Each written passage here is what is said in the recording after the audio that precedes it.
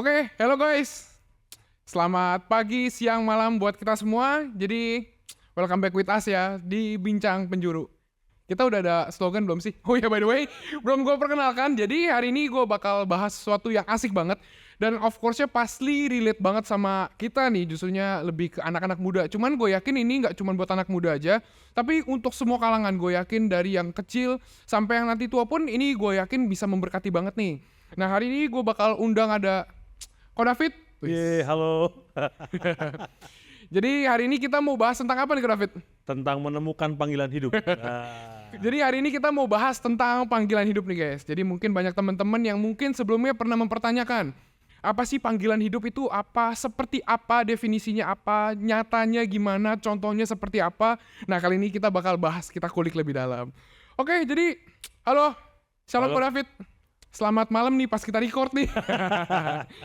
Jadi sebelum kita jauh-jauh bahas tentang panggilan hidup nih, gue yakin penjelasan tentang panggilan hidup ini juga lumayan kompleks dan lumayan banyak spekulasinya juga nih. Ada yang mikirnya dari sana, mikirnya dari sini, dan ini bikin topik ini jadi seru banget nih kok. Karena ini nggak cuma dari satu point of view aja, cuman bisa banyak many things. Nah, menurut Ko David sendiri nih, kita langsung aja nih ya.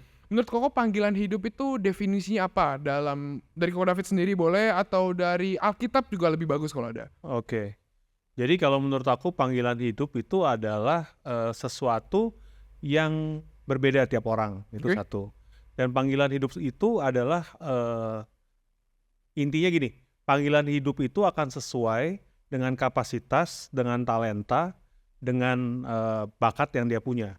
Karena setiap orang itu panggilan hidup itu bukannya sesuatu yang bertentangan dengan apa yang ada di dalam dia. Itulah sebabnya kenapa panggilan hidup itu tiap orang berbeda-beda. Jadi panggilan hidup itu adalah the best version of yourself itu di mana? Oke, jadi berarti ini related dengan kebisaan kita, dengan capability-nya kita, Betul. tentang bisanya kita di mana dan lain Iya. sebagainya gitu ya? Iya. Oh, oke, I see. Tapi kalau misalkan dari panggilan hidup ini ada korelasinya gak sama background nih? Jadi gue sempet bingung juga nih tentang panggilan hidup ini dan kaitannya terhadap background hidupnya kita gitu. Apakah berarti kan panggilan hidup ini udah ditentukan dari awal kah? Atau memang udah di-set dari Tuhan kah? Sebelum gue lanjut ke pertanyaan ini, menurut Koko gimana? Nah, kalau masalah di set dari Tuhan apa enggak, balik lagi ya, kalau kita percaya bahwa Tuhan itu campur tangan dalam segala perkara gitu ya, Oke. dan kita semua itu ciptaan Tuhan, berarti Tuhan itu benernya waktu ciptain kita berarti ada desainnya kan, ada blueprintnya. Ya kan, kalau di firman Tuhan gitu di Alkitab bilang bahwa aku tahu rancangan-rancangan yang ada padaku tentang kamu gitu kan. Itu rancangan damai sejahtera, bukan kecelakaan. Jadi berarti kan setiap kita itu dalam Tuhan ada desain, rancangan yang indah. Nah tapi balik lagi kalau lu bangun rumah gitu ya, semua itu dimulai dari desain kan. Tapi kalau rancangan itu tidak dibangun, rancangan itu hanya tetap rancangan. Bagus gak rancangannya? Bagus. Tapi untuk jadi rancangan itu menjadi sesuatu bangunan, dibutuhkan dibangun. Oke. Berarti memang udah ada desain, ada blueprint-nya yang Tuhan kasih dari awal ya, Ya memang saya percaya begitu. sebelum kita lahir ya. Iya. Nah, next-nya tentang yang korelasi sama background hidup. Nah ini, Iya.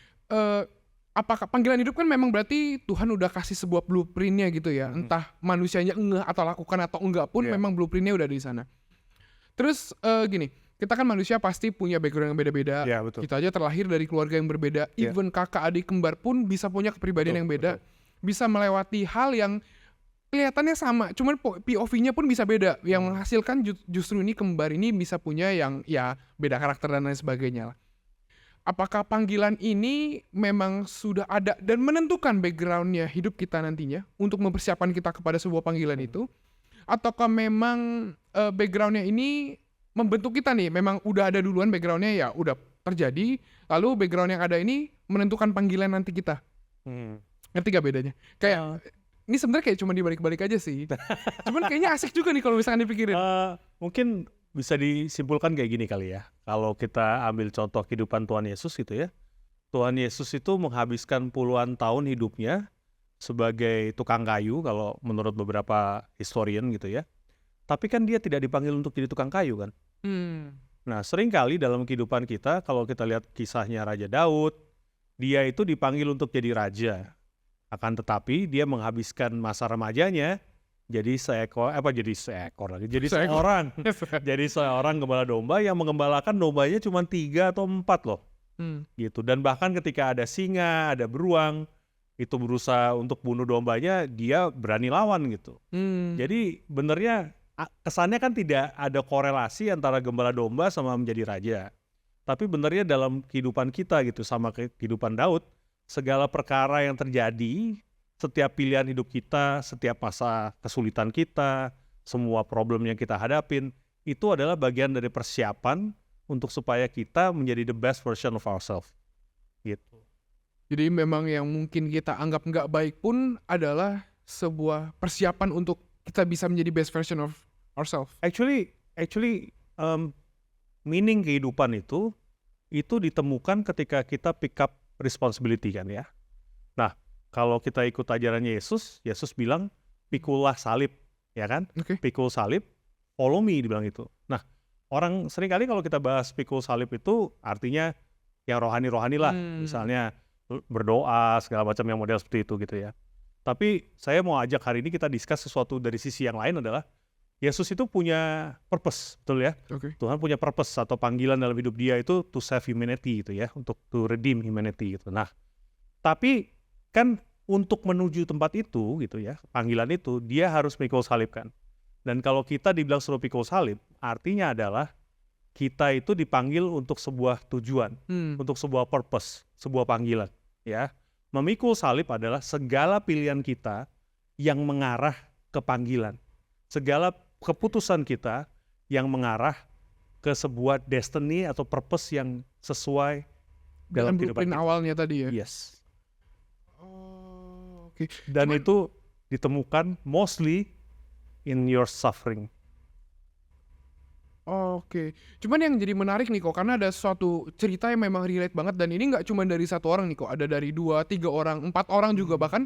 Gue pernah tahu story-nya, jadi memang dia punya history yang maksudnya kelamnya. Entah kelamnya ini dengan masalah apapun secara Oke. spesifik kan gue gak bisa bagi juga. Cuman intinya kelamnya ini kan spesifik dan biasanya beda-beda nih. Yes, sure. Ada yang mirip-mirip pun ya ujung-ujungnya udah pasti beda juga. Cuman ketika dia bertobat, akhirnya kembali nih, akhirnya pengen ngikut Yesus nih, mau melayani, hatinya full buat Yesus nih. Semua yang kerennya gini kok, maksudnya ini gak cuma terjadi sama 1-2 orang aja gitu. Ini terjadi kepada lumayan banyak orang yang pernah gue temuin. Ternyata historinya mereka, histori kelamnya mereka akan menjadi sebuah message gitu, Yes, yang akan dia bawa dalam sebuah pelayanan. betul. Ada orang yang dulu dipres sampai hampir bunuh diri, sampai dia, maksudnya segitu mudahnya dia dipres, segitu mudahnya dia melihat dirinya sendiri, sebegitu rendahnya dia melihat dirinya sendiri, sampai akhirnya dia stres dan merasa nggak layak hidup dan lain sebagainya. Tapi ujung-ujungnya bertobat, puji Tuhan. Tapi setelah itu akhirnya dia melayani untuk orang-orang yang akhirnya mau bunuh diri juga, yang punya kisah yang kurang lebih sama. Yes. Jadi kurang lebih kalau ada kalimat quotes-nya nih, your mess will be Your message message. someday. Jadi ini bener memang Tuhan tuh bisa pakai apapun. Cuman menurut Koko nih, balik lagi nih, panggilan hidup ini memang kan spesifik ya berarti ya. Cuman 1 kah, atau bisa 2, bisa 3, atau bisa 4 kah? Gini, coba gini, gue bertanya pendapat lo ya. Kalau misalnya di depan lu ada 4 pilihan nih, Oke. ya, menurut lu yang pilihan dari Tuhan yang mana? Apakah cuma 1? Atau ada option lain?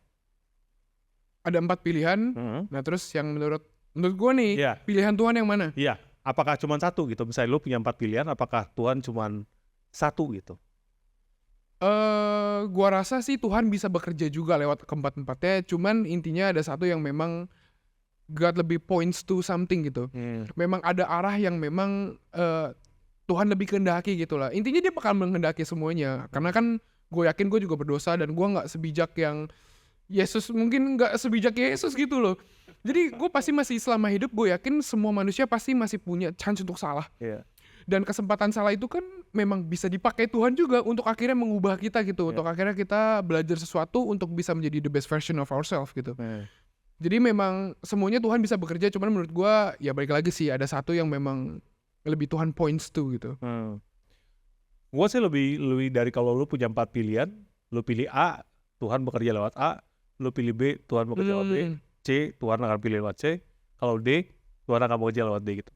Karena kalau lu punya pola pikir bahwa Dari 4 itu yang dari Tuhan cuma 1. Setiap kali lu ngadepin problem gitu, ketika lu milih, katakanlah kalau lu pikir Tuhan itu Nervous gak A, sih kok? lu pilih C, itu lu jadinya kayak, wah ini pasti bukan dari Tuhan segala macam. Dan actually pola pikir seperti itu tuh berbahaya. Kenapa?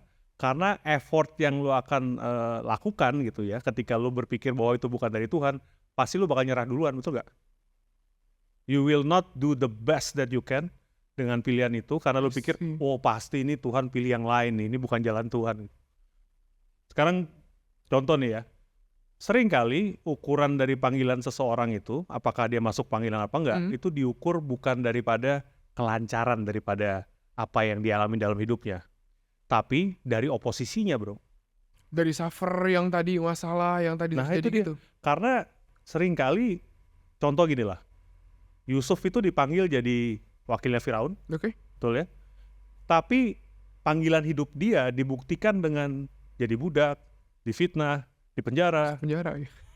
ya kan? So, seringkali panggilan Tuhan dalam kehidupan kita itu mengundang cobaan dalam kehidupan kita. Dan melalui badai yang kita lalui itu bersama Tuhan itu ya, itu adalah bagian persiapan kita untuk supaya bisa menanggung posisi yang Tuhan sediakan. Dan itu nggak enak banget gitu, karena you have to went through suffering. Dan ada sisi-sisi Tuhan, ada pengalaman hidup yang tidak bisa lu belajar dengan cara lain kecuali lu lewati lembah kekelaman. Oke, tapi asik juga nih kok kalau misalkan soal pilihan yang 4 tadi nih. Berarti kan Tuhan tetap akhirnya bisa, ujung-ujungnya Tuhan bekerja lewat semuanya Yes. dong. Tapi kita harus pilih yang mana gitu. Kalau misalkan kita dihadapkan dengan sebuah banyak pilihan hidup, terus dengan faktor apa kita bisa memilih, seperti apa yang sebijaknya seharusnya kita memilih. Soalnya kan udah pasti semuanya punya pros and cons-nya nih. Ya, Semuanya plus minusnya masing-masing. Apalagi Tuhan bisa bekerja lewat semuanya nih. Jadi respon kita kalau menghadapi pilihan itu harusnya seperti apa gitu. jadi pastikan lu punya informasi yang cukup untuk mengambil keputusan yang bijak. Jadi misalnya keputusan finansial, tentang bisnis, tentang apa, pastikan you arm yourself with enough information, enough knowledge untuk bisa bikin yang decision yang wise gitu.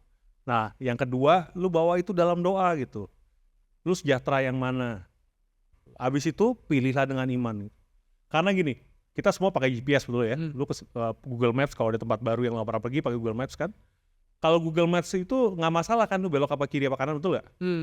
Karena by the end of the day kalau even salah pun Dia dia bakal reroute. reroute kan. Iya. Gitu, dan actually itu bakal nyampe ke tempat yang lu mau tuju gitu.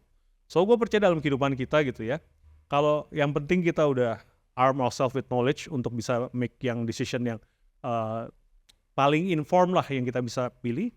Dan kalau kita sudah berdoa dan kita punya damai sejahtera Tuhan, pilihlah dengan iman gitu. Kalau salah gimana? You never know. Tahu dari mana salah? Oke. Gimana kalau kesalahan itu adalah bagian daripada sebuah pengalaman yang hanya lu bisa belajarin kalau lu salah gitu. Could you imagine kalau lu seumur hidup lu bener terus, lu gak pernah salah? Berapa sombongnya lu jadi gitu. So, gue belajar, pelajaran terbesar dalam kehidupan gue itu lewat suffering, lewat ketika gue salah pilih, ketika gue bertindak gak bijak, ketika gue ngelakuin hal yang gue mestinya gak lakuin.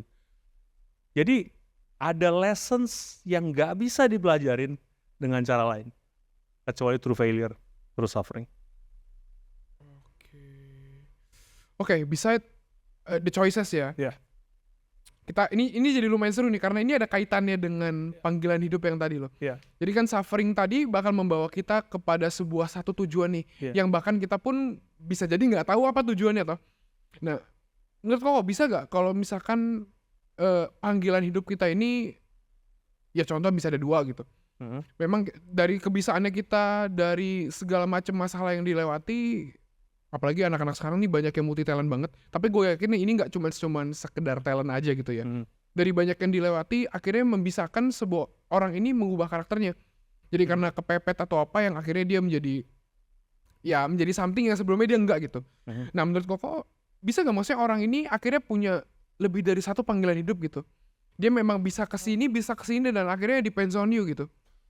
Oh ini pertama gue mau clarify dulu bahwa suffering itu yang maksud gue bukannya maksudnya lu sengsara ngenes-ngenes itu bukan. Tapi ketika lu memilih, misalnya contoh deh ya, misalnya contoh lu mau jadi dokter, ya, lu memilih untuk belajar sampai pagi, sedangkan temen-temen lu ngajakin lu have fun gomet gitu ya, lu pilih untuk belajar, itu lu suffer kan? Lu memilih yang sulit kan? Nah, suffering itu kayak gitu. Jadi memilih yang sulit, mikul salib itu untuk sebuah tujuan. Nah, kalau masalah yang tadi yang lu bilang, intinya gini, Daud itu hanya bisa melawan Goliat dan mengalahkan Goliat sebagai Daud sang gembala. Ketika dia ditawarin baju sirahnya Saul, ditawarin pedangnya Saul, which is the best of the very best karena Saul itu raja, dia nggak pilih kan. Dia hanya bisa lawan Goliat menjadi diri sendiri. Kenapa ini penting? Tentunya kalau lu mau menyenangin semua orang gitu ya, lu intinya lu say yes aja gitu. Oh lu harusnya begini, oh ya udah gue begitu. Gue harusnya begitu, oh gue harusnya ya udah gue rubah. Tapi by the end of the day, versi diri lu yang dicintai orang-orang itu kan bukan lu. Ngerti maksud gue ya? Nah, sedangkan kalau lu menghidupi kehidupan yang bukan lu yang sebenarnya, gitu ya, lu pasti akan ngalamin sebuah tekanan gitu. Yang bisa ngerasa stres, bisa akhirnya lu bete, bisa akhirnya lu kepahitan, segala macam. Karena dua kebutuhan dasar manusia, waktu itu pernah kita bahas ya waktu pas talk show ya, pada Profesor Gabor Mate bilang bahwa yang pertama itu adalah belonging, di mana lu diterima, dikasihi, di community gitu ya. Yang kedua, to be authentic gitu. Dan Tuhan mau lu tuh jadi authentic karena kayak gini, panggilan Tuhan dalam hidup lu itu suits your life. Bukan lu ubah hidup lu untuk suits panggilan lu. Gitu. Karena panggilan lu itu disesuaikan Tuhan, didesain Tuhan sesuai pas plek buat hidup lu.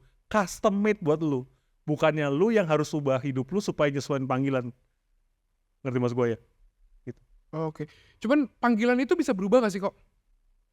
Kalau misalkan dia suits us, which is sometimes kita bisa milih bad things yang akhirnya maksudnya konsekuensinya gak cuma sekedar pendek aja nih. Akhirnya membawa kita untuk ya menjalani sebuah kehidupan yang akhirnya bukan diri kita yang sebelumnya gitu. Bisa berubah gak kalau misalkan memang panggilan itu suits your life gitu? Kalau lu lihat dari kehidupan Yusuf gitu ya, dia dipanggil jadi ruler gitu ya. Tapi kan dalam musim kehidupan dia ada musim di mana dia jadi budak. Tapi dengan gini, dia melihat posisi dia sekarang dari kacamata desain Tuhan atas hidup dia. Makanya waktu dia jadi budak pun budak yang berhasil, budak yang bisa istilahnya memerintah di rumahnya Potifar. Waktu difitnah pun, waktu masuk penjara, dia dipercaya oleh sipir penjara oleh karena istilahnya dia melihat posisi dia sebagai tawanan itu sesuai dari desain dia sebagai seorang ruler, pemimpin. Oke, the next question ini yang paling penting sih. Bagaimana cara kita nemuinnya itu kok? Ini menarik nih. Ada orang nyusun batu. Orang itu punya pekerjaan. Nyusun bata ya. Orang itu nyusun bata, dia punya pekerjaan. Orang ini nyusun bata, bikin tembok, dia punya karir. Orang ini nyusun bata, bikin tembok buat rumah Tuhan, dia punya panggilan. So pekerjaan yang sama dengan pola pikir yang beda, itu hasilnya beda banget gitu. Karena ketika kita tahu apa yang istilahnya jadi desain kita gitu ya, something that yang Tuhan taruh dalam kehidupan kita, itu maka kita akan bisa bertahan melalui banyak hal, istilahnya menginvestasikan banyak hal untuk mengarah ke sana gitu. Itu penting banget untuk bisa kita temukan gitu.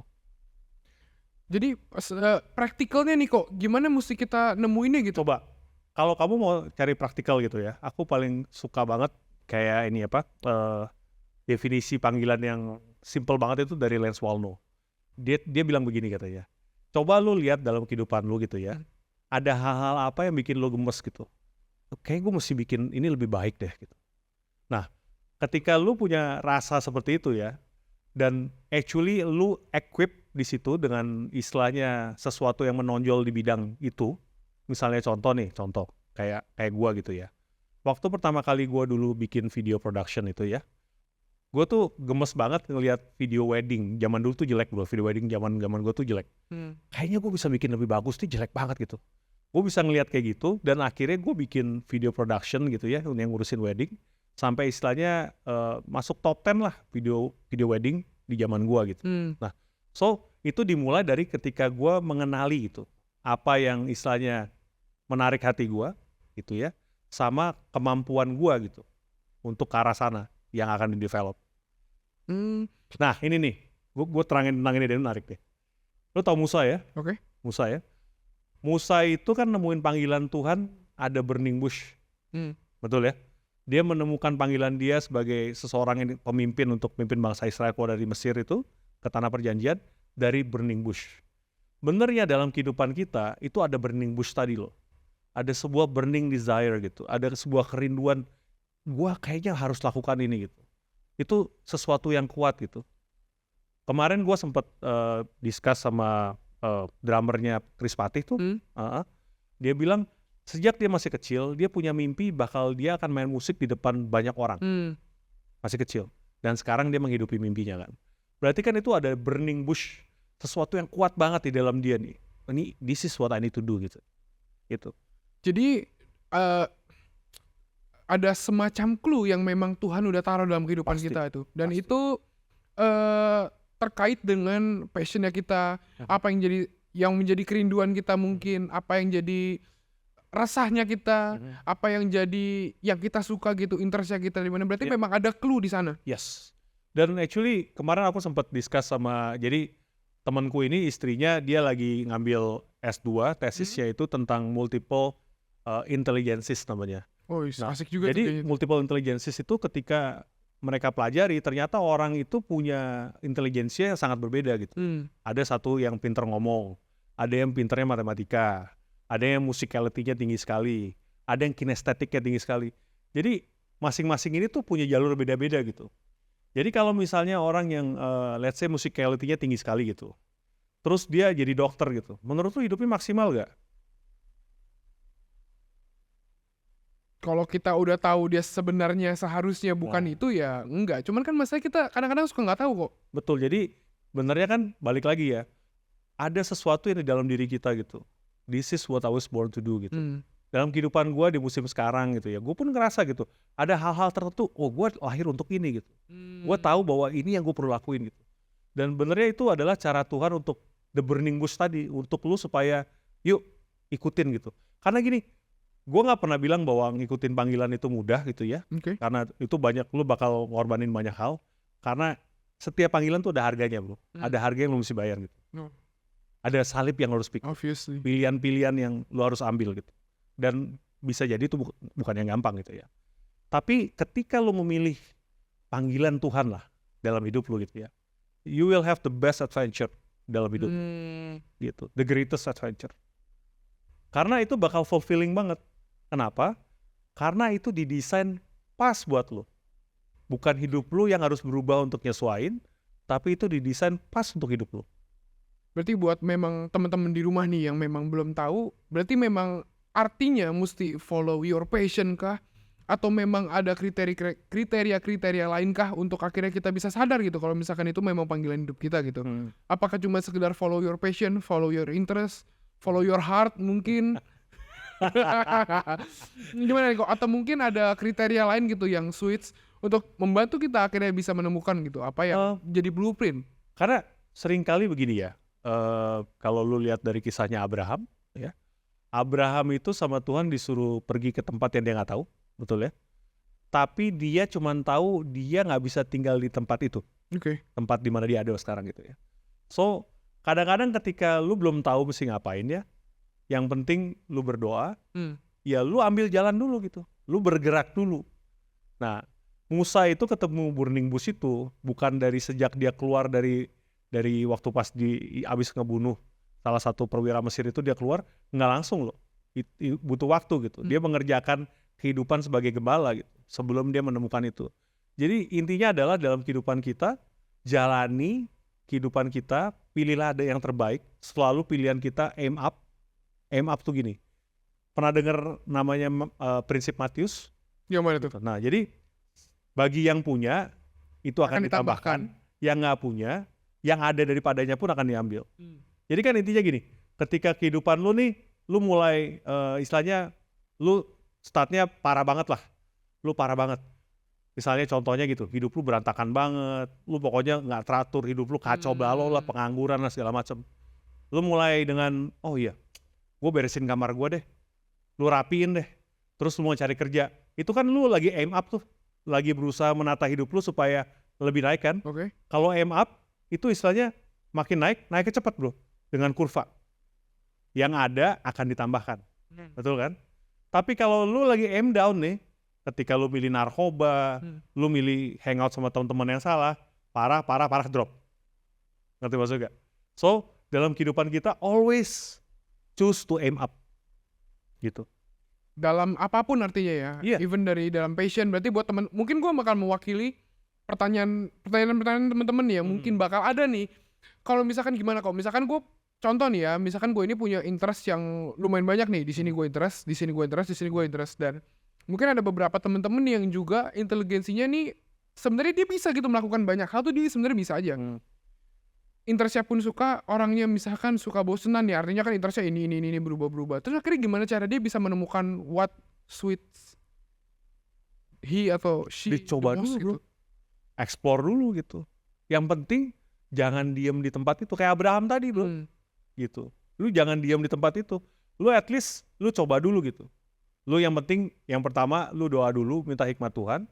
Lu coba dulu gitu. Lu coba dulu, kalau yang ini kayaknya bukan.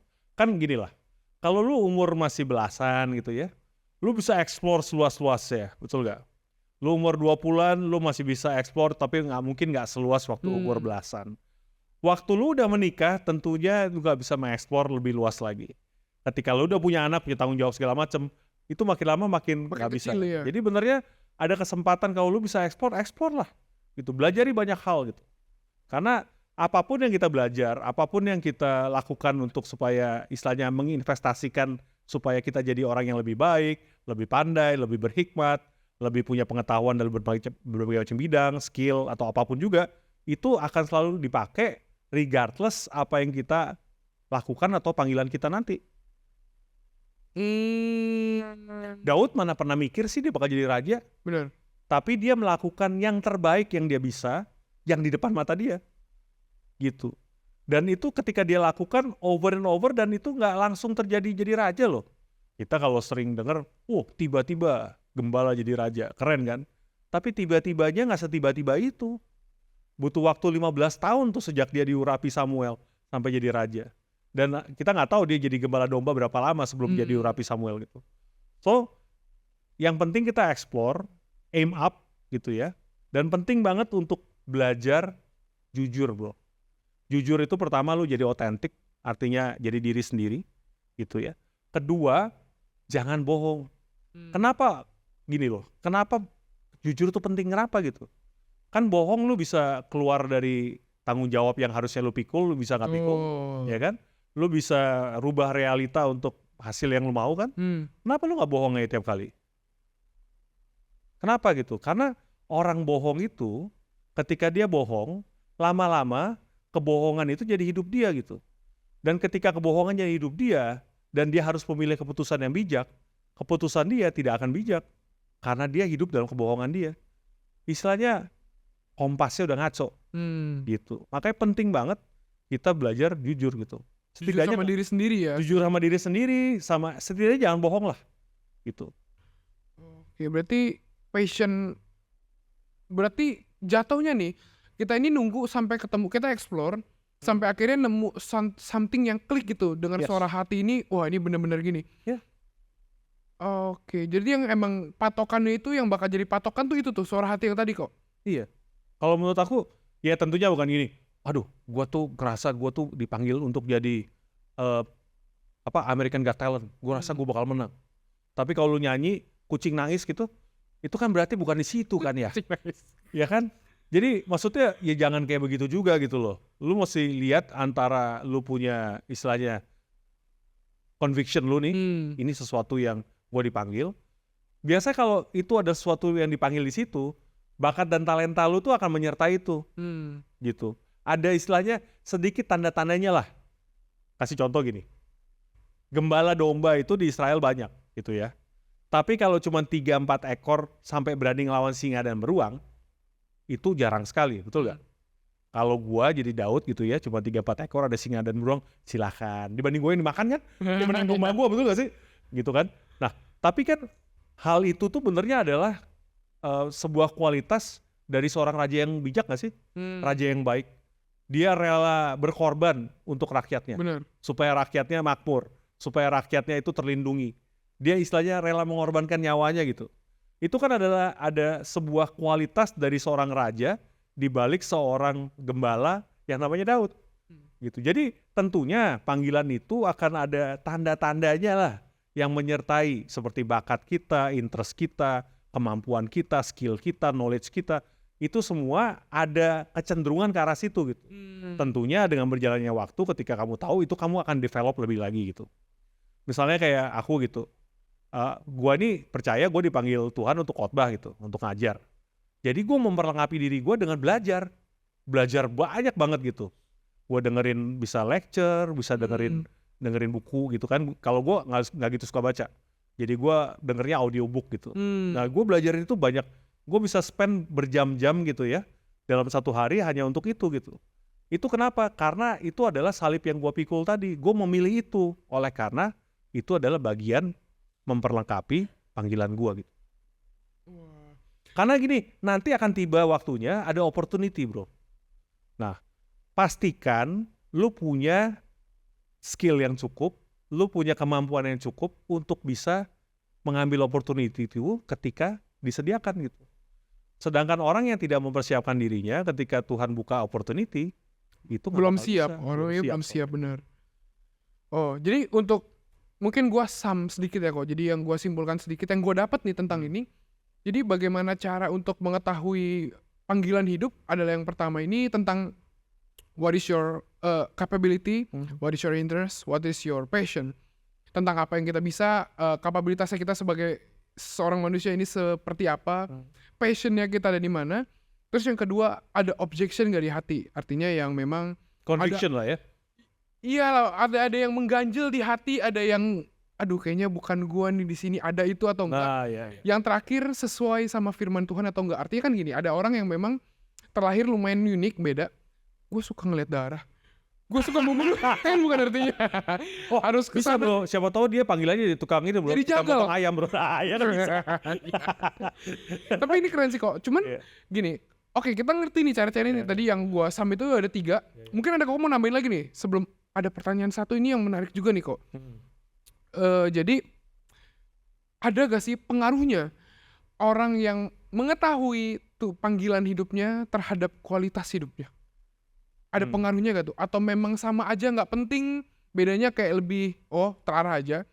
Atau memang ada pengaruh yang signifikan terhadap orang yang memang tahu panggilan hidupnya dibanding yang enggak?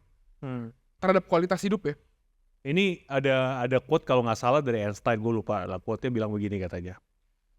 Kalau ikan itu mengukur kemampuan dirinya dari kemampuan dia manjat pohon, maka dia akan hidup sebagai ikan dengan berpikir dia ikan yang sangat bodoh. Ikan yang bodoh, betul.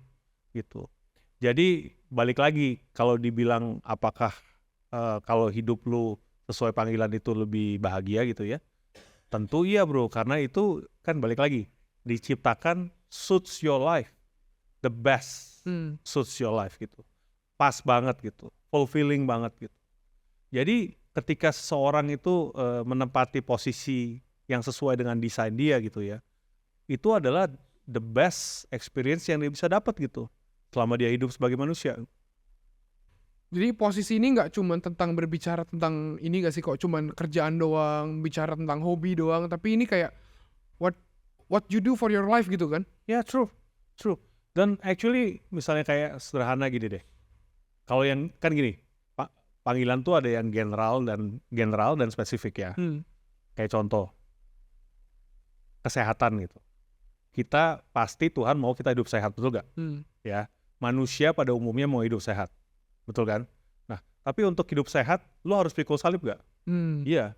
Ketika lu ditawarin makanan yang gak sehat, lu pilih say no. Biasa yang gak enak itu yang lebih... Nah itu. lebih sehat. Nah itu kan. Yang sebaliknya juga, yang lebih enak itu yang lebih gak sehat. Nah, jadi kan ada salib yang harus pikul kan. Ketika lu memilih untuk makan kue cuma sepotong kecil dibanding satu loyang, Itu kan ada salib yang lu pikul gitu Betul. kan. Nah, jadi itu kalau yang general gitu kayak ada gitu. Misalnya suami jadi suami, jadi seorang ayah, itu pasti ada bagian-bagian yang istilahnya semua orang harus lakukan itu gitu. Itu sesuatu yang general gitu. Nah, tapi kan ada yang spesifik tadi gitu. Spesifik ini misalnya contoh nih, ada seorang ibu yang dipanggil bener-bener jadi ibu rumah tangga gitu. Dan ada loh yang seperti itu, dan itu nggak kalah kerennya dibanding sama ibu-ibu yang jadi CEO perusahaan gitu. Karena aku kasih contoh kayak ada teman istri aku gitu ya, dia kerja di posisi kantor yang cukup bagus gitu, dan anaknya punya special need gitu, dia ada spektrum autism yang lumayan berat gitu. Nah, dia itu struggling banget gitu, dan dia bilang benernya dia milih kerja di kantor itu as a way of escape gitu, dia nggak mau ada di situ. Biar nggak di rumah Iya, nggak banyak di gitu. rumah nggak Iya, sih? dan menghadapi realita itu gitu, karena Oke. itu buat dia berat gitu. Tapi akhirnya dia memilih bahwa enggak, gue tahu gue dipanggil untuk jadi ibu buat anak-anak gue gitu. Dia tinggalin kerjaan kantor yang which is gajinya juga lumayan gitu ya, ditinggalin. Dan dia memilih untuk full time caregivernya anak ini gitu. Dia bener-bener jadi ibu lah gitu. Dan sejak dia di rumah gitu, sejak dia ngurus anak ini gitu ya, anak ini tuh progresnya luar biasa sekali gitu. Wow. Gitu. Dan itu panggilan hidup dia gitu.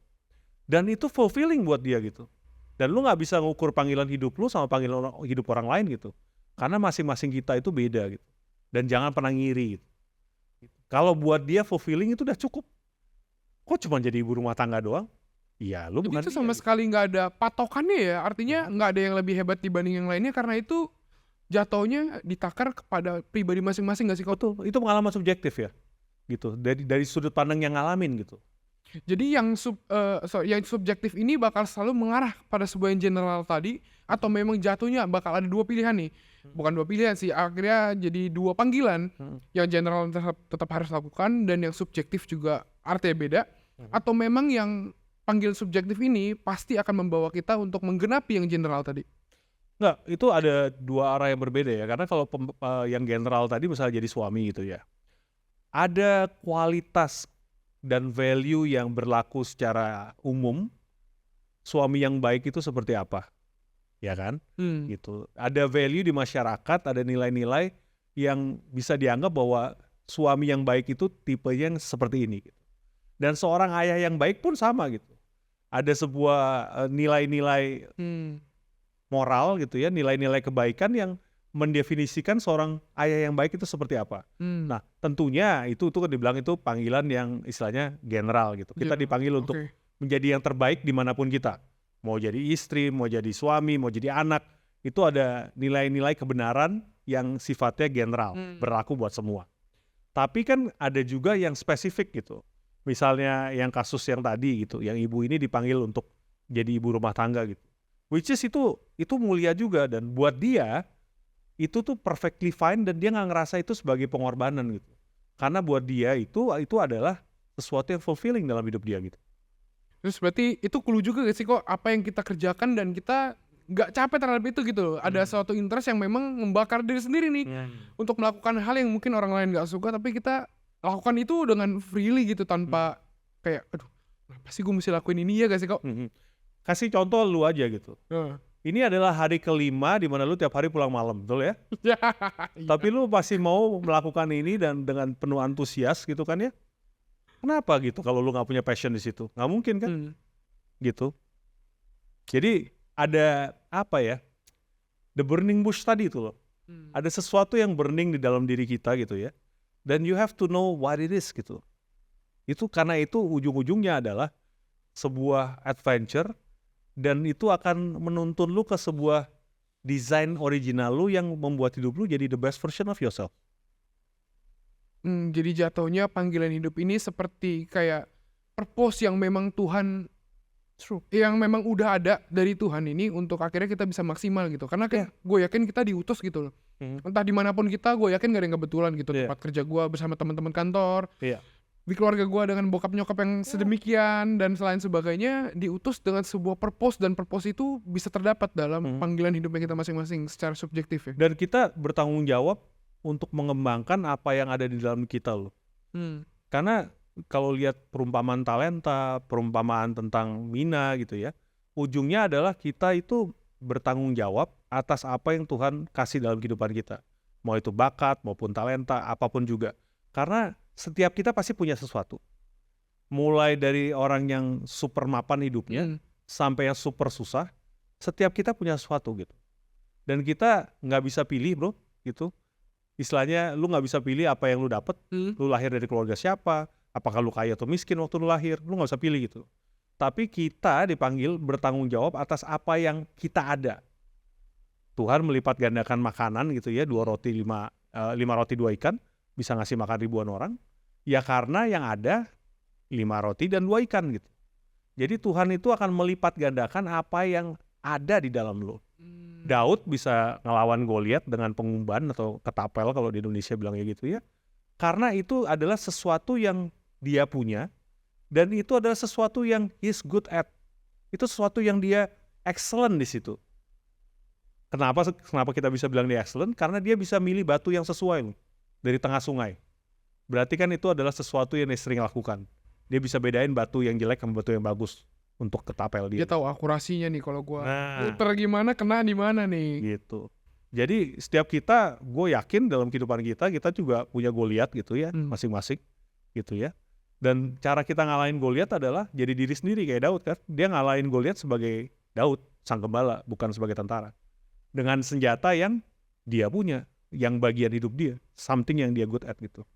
Ini benar-benar autentik dan subjektif ya. Jadi banyak yang, soalnya banyak akhirnya yang punya pandangan kalau misalkan panggilan hidup ini kayak lebih kayak di level-levelkan gitu loh.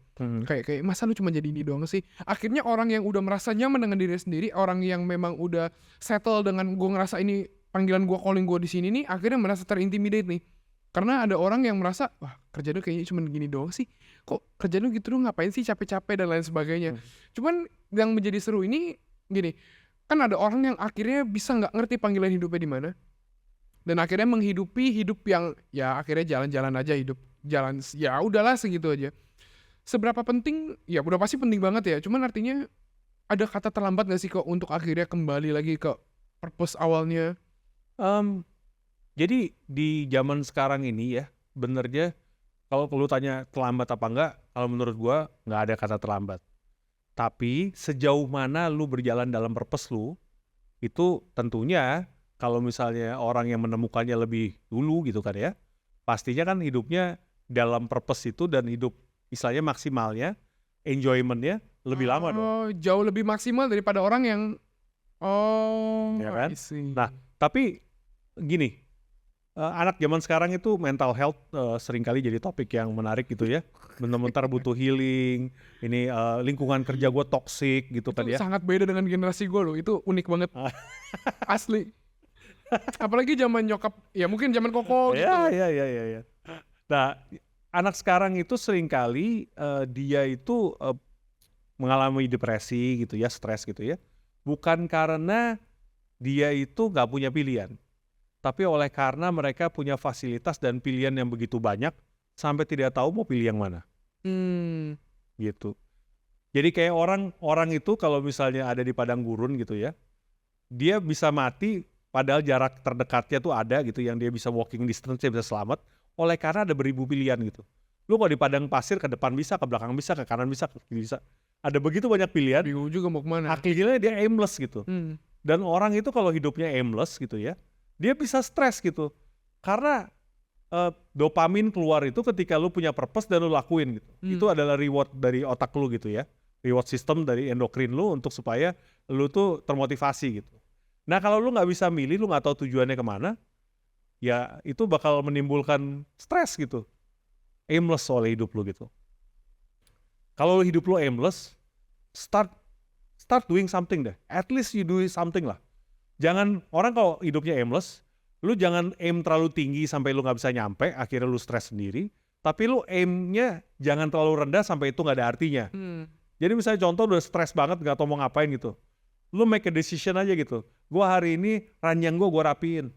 Besok kamar gua rapiin lah. Bisa ini ya. Dari small things ya. At least dia do something gitu. At least dia tahu dia nggak boleh stay di situ. Belum tahu kemana kayak Abraham lah. Dia belum tahu kemana nih. Tapi at least gue tahu gue nggak boleh kayak gini gitu. Jangan di titik yang sama gak sih? Nah itu, gitu.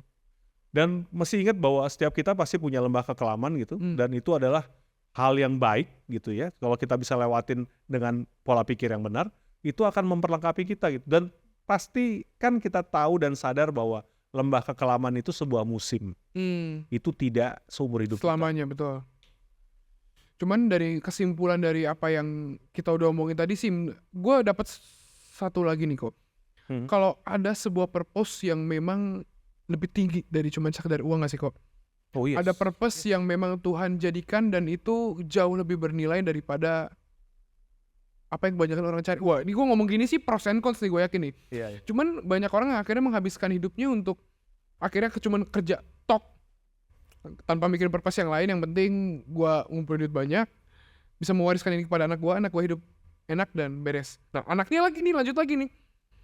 Kerja, ya pengen punya penghasilan yang bagus sehingga anaknya nggak susah lagi. Anaknya juga terus akhirnya terus. Dan gue yakin ada purpose yang pengen Tuhan jadikan gak sih kok? Maksudnya di setiap generasi, di setiap orang secara subjektif.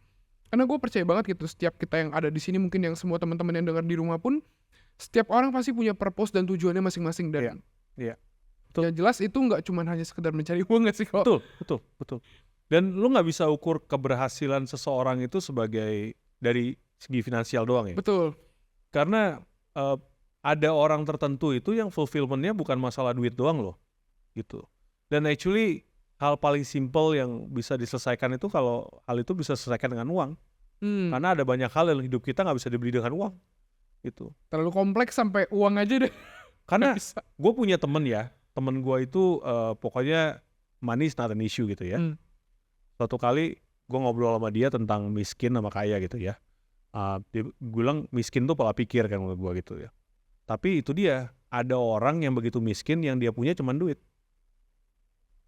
Wah. Gitu. Dia gak punya integritas, dia gak punya hubungan yang baik sama keluarganya, tapi dia punya duit. Itu dia miskin. Wah, ini si deep sih. Yang dia punya cuma uang. Dia begitu miskin yang dia punya cuma uang. Terus temen gue ini yang istilahnya money is not an issue ini, wah itu keren banget, betul banget dia bilang gitu. Karena emang ada orang-orang yang duitnya berlimpah gitu, tapi dia tidak bisa menikmati hidup karena apa yang benernya valuable dalam hidup dia itu dia nggak dapat gitu. Dia malah gantikan dengan yang sesuatu yang mungkin orang kira valuable tapi bisa dibeli kan kisahnya. Jatuhnya bisa dibeli, benar. Jadi orang tua bisa kerja keras gitu ya untuk anaknya segala macam, bisa beliin anaknya mobil, beliin rumah, beliin kelang, kalung, tas Birkin segala macam, bisa. Satu yang dia nggak bisa beli adalah rasa sayang anaknya ke dia. Hubungan dia sama anaknya itu nggak bisa dibeli, gitu. Karena itu hubungan kan hanya bisa dibangun gitu. Dan lu mesti tahu bahwa setiap pilihan hidup lu itu ada konsekuensi dan ada harganya gitu. Kalau lu mau istilahnya punya duit gila-gilaan gitu, kerja dari pagi sampai malam gitu, setiap hari gitu, tidur cuma 2-3 jam gitu, dari Senin sampai Minggu, ya anak lu bisa panggil lu om. Karena dia gak akan punya hubungan sama anaknya kan. That's the price that yang dia harus bayar gitu. Pagi kerja, matahari belum terbit, anaknya juga masih siap-siap, pulang udah malam, anaknya udah tidur. Kayak cuma ketemu pas weekend di waktu sempit dan itu pun juga liburan sambil kerja. Nah, terus kalau kayak begitu tuh harganya dia bayar loh. Dan by the end of the day pertanyaannya, is it worth it? Nanti kalau dia udah tua gitu ya, anaknya akan kenal dia siapa loh? Is it worth it gitu? Kalau buat gua nggak worth it sih. Gitu. Ini deep sih kok. Gue yakin ini bakal, ini soalnya di otak gue udah lumayan kok. Oke nih kok, sebelum kita akhiri nih kok, ada lagi gak kok mungkin ada final statement atau mungkin ada tips-tips bagaimana cara cepat mencari panggilan hidup mungkin, atau yang lain terserah kok, silakan. Mungkin kalau saran gue itu adalah berani gagal gitu ya.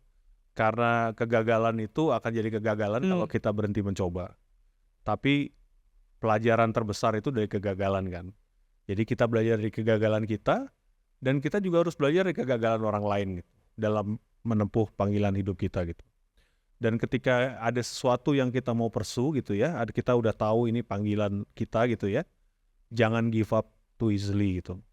Karena seringkali tantangan tuh pasti ada gitu. Challenges tuh pasti ada. Dan bisa jadi malah challenges itu ada oleh karena itu panggilan dalam hidup lu gitu. Jadi jangan sampai istilahnya itu bikin lu give up gitu. Karena dalam anak muda zaman sekarang gitu ya, bedanya sama generasi gua, mereka tuh kreatif banget. Generasi sekarang tuh gila banget kreatifnya. Tapi mereka nggak punya endurance kayak generasi gua gitu. Bener. Gitu. Jadi Ketara banget. di kantor lu ada ya kayaknya. Iya begitu.